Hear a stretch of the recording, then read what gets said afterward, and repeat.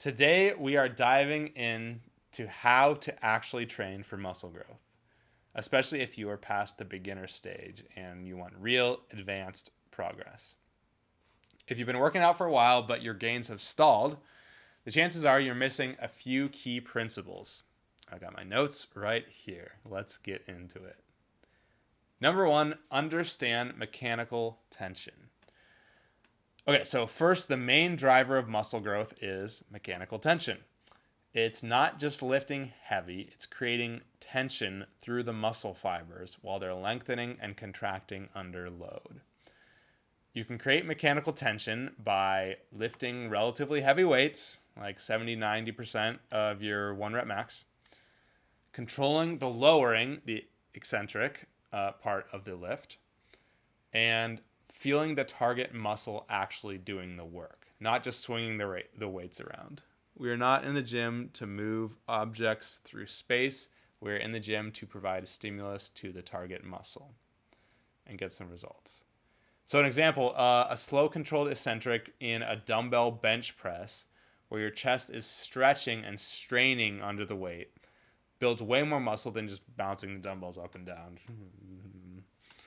It's all about intentional tension. Again, not just moving the weight from point A to point B.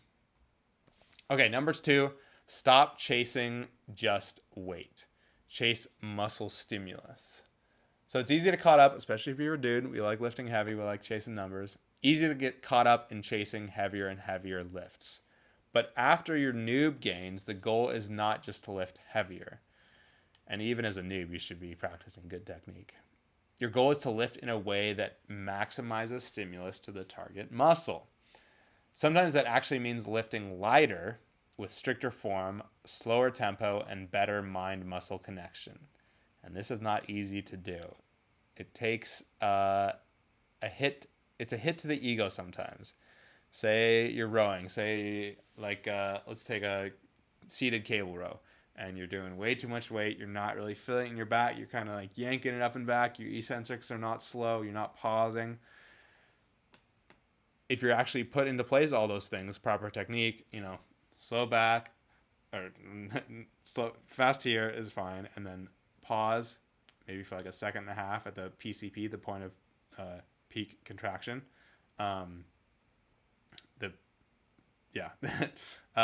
If you pause there and then bring the weight slowly down the eccentric, like maybe 3 seconds, you're probably going to have to drop the weight a little bit, lift less weight, but it's worth it. So ask yourself after a set, did the target muscle really work, or did I just move the weight however I could? It's a big difference. Okay, number three, master exercise selection for your structure. So not every exercise fits every person. Your limb lengths, your torso length, your individual anatomy, they all matter. So for example, some people feel barbell squats in their glutes and quads, and others just mostly feel them in their lower back. Sometimes it's about form, but sometimes it's about how your body is built. It's not just about forcing yourself to do a specific lift. Not everybody has to do squats. So it's about finding exercises that fit you, feel right, and then let you load heavy over time without pain. Good muscle building exercises for you are stable, safe to progress, feel good in the target muscles, and don't consistently beat up your joints. So pick exercises that you can stick with for months, not ones that you're always having to modify because you get hurt. Number 4, track volume, but focus on stimulus first. Training volume, which is the amount of hard sets you do, certainly matters, but quality matters more than quantity. So if you're just racking up sets and reps without real intensity or tension, you are spinning your wheels. That's just called junk volume. Instead, prioritize fewer but much harder sets. Push those sets close to failure, like 1 to 2 reps shy. Track your volume over weeks and months, but don't just blindly add more. A great muscle building workout might only have 12 to hard working sets total. It's about high quality work, not just more work. Okay, number 5 is learn the difference between strength training and hypertrophy training. So strength training and hypertrophy training overlap, but they're not the same. Strength training is about improving your nervous system efficiency, teaching your body to move heavier weights even if your muscles aren't much bigger. Hypertrophy training is about maximizing muscle fiber damage, repair, and growth, even if the weight is light relative to your max. So strength training is powerlifting, hypertrophy is bodybuilding. Hypertrophy means size. So strength work tends to be heavier, lower reps, longer rest. Think like 3x5 or 5x5. You're going to rest like 3, 4, 5 minutes in between sets. Hypertrophy work, bodybuilding stuff, is usually moderate weight, moderate reps, like 6 to 15, and then shorter rests in between sets, like maybe 60 seconds, 90 seconds. So both are useful, but you have to decide what your priority is. If muscle growth is your goal, your training should be optimized for hypertrophy, not just chasing PRs on deadlift, although that is fun. Number 6, progressive overload isn't just weight. Most people think progressive overload equals just add more weight. This is wrong. You can progressively overload by lifting the same weight for more reps, lifting the same weight but with slower tempo, lifting the same weight with better technique, or taking the same weight closer to true failure.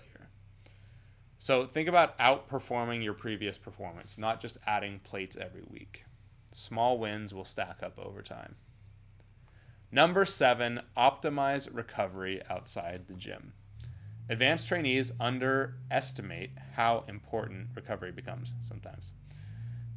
You need 7 to 9 hours of real sleep, enough calories to support muscle repair, manage your stress so your body isn't constantly in fight or flight mode, light movement on off days to keep blood flowing without adding fatigue, walks or easy cardio. Training breaks your body down, recovery rebuilds it stronger. So if you're always tired, stressed, and you're eating like crap, your gains will crawl no matter how perfect your workout is. Number 8 is stick to a plan long enough to see results. This is one of the biggest killers of gains, program hopping. If you switch programs every 2 to 4 weeks, you're never giving your body a chance to adapt and grow. Muscle growth is slow. Strength gain is slow. You don't need to pick a good plan. Well, you need to pick a good plan and then run it for at least 8 to 12 weeks before making any major changes. Don't mistake boredom for needing a new plan. Progress is exciting. Bouncing around isn't. This is not a bouncy castle. Okay, so at the end of the day, building muscle, especially when you're not a beginner anymore, is about doing the fundamentals, still about those fundamentals, and doing them very well.